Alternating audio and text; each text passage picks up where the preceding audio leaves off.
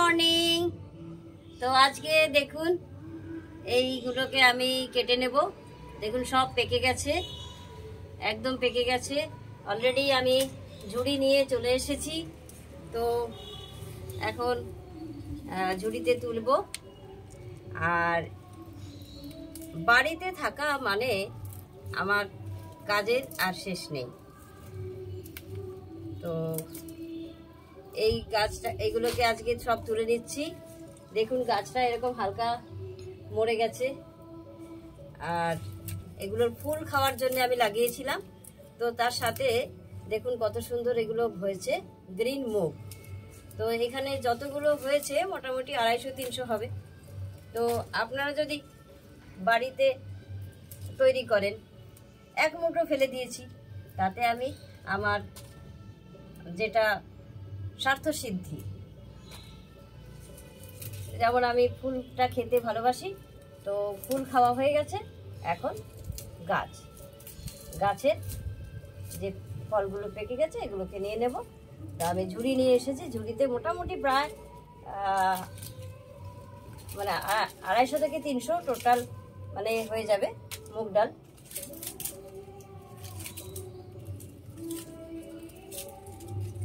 তো কেউ যদি মনে করে যে আমি সার ছাড়া সবজি খাবো, অবশ্যই আপনি তৈরি করতে পারবেন। দেখুন আজকে আমি কি করব, এইগুলো সব তুলে নিয়ে গাছগুলো সব তুলে নেব। আর বাকি যে মাটি রয়েছে আবার মাটি প্রিপারেশন করব। এখানে একটু হালকা করে একটু জৈব সার দেব। তো প্রিপারেশন করে অন্য কিছু লাগাবো। তো দেখতে পাবেন অন্য কি লাগাই। শীতের সবজি, প্রত্যেক সিজনাল সবজি যদি আপনি মনে করেন যে হ্যাঁ আপনি বানিয়ে বাড়িতেই বানাবেন এবং খেতে পারবেন।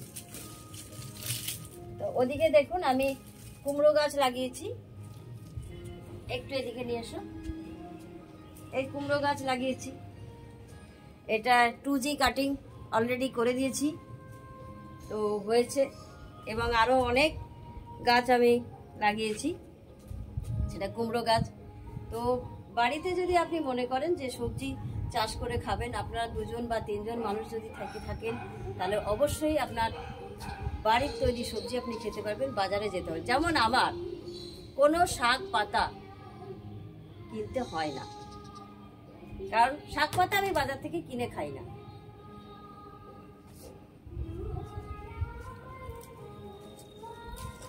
তো এটা তুলতে এখন অনেক সময় লাগবে। কিছু কাঁচা রয়েছে, কাঁচা থাকলেও আজকে তুলে নেব। যেহেতু আজকে আমার ছুটি রয়েছে, আমি মাটির প্রিপারেশনটা করে নেব।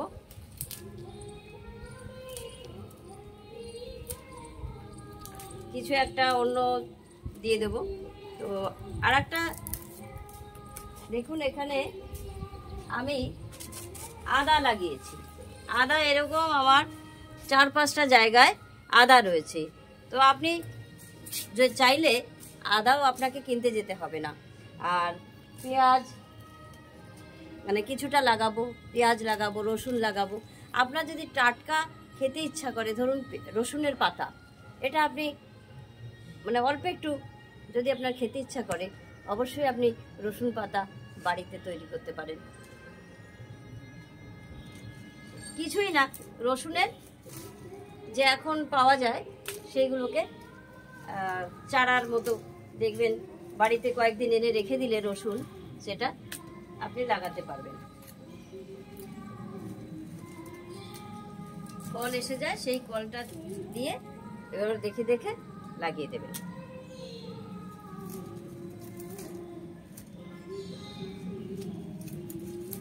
তো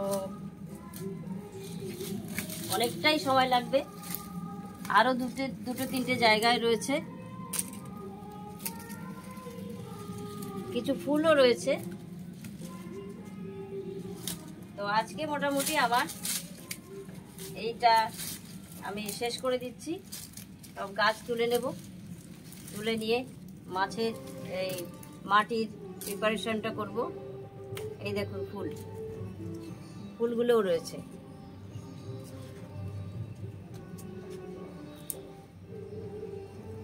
সার দেওয়া হয়নি। আমরা সাধারণত সার বিষ ছাড়া কোনো সবজি মানে খেতেই পাই না বলতে হয়। আর এখানে আমি দেখুন সারও দিইনি, বিষও দিইনি, তো তাই জন্য হালকা একটু দেখতে খারাপ হয়ে গেছে, একটু পোকা পোকা হয়ে গেছে। কিন্তু এটা এতটাই ভালো আপনার শরীরের পক্ষে, আপনার স্বাস্থ্যের পক্ষে, সেটা আপনি যদি মানে আপনি নিজেই ফিল করতে পারবেন। কারণ আপনি নিরোগ থাকবেন। আপনি যদি এই ধরনের সবজি খান তাহলে আপনি নিরোগ থাকবেন। এখন আমরা সার বিষ এইসবের সমস্ত সবজি ফল খেয়ে খেয়ে কি হয়েছে বলুন তো? রোগ ভরে গেছে, রোগে ভরে গেছে আমাদের। মানে লাইফস্টাইল ডিজিজ আমাদের সবার মোটামুটি, খুব কম মানুষ আছে তিনি নিরোগ। কারণ যে স্বাস্থ্য সম্পর্কে সতর্ক তিনিই নিরোগ আছেন। স্বাস্থ্য হচ্ছে সব থেকে বড় সম্পদ। সেই স্বাস্থ্যের কথা ভেবে আপনি আপনার বাড়িতে সবজি লাগান এবং গাছ লাগান।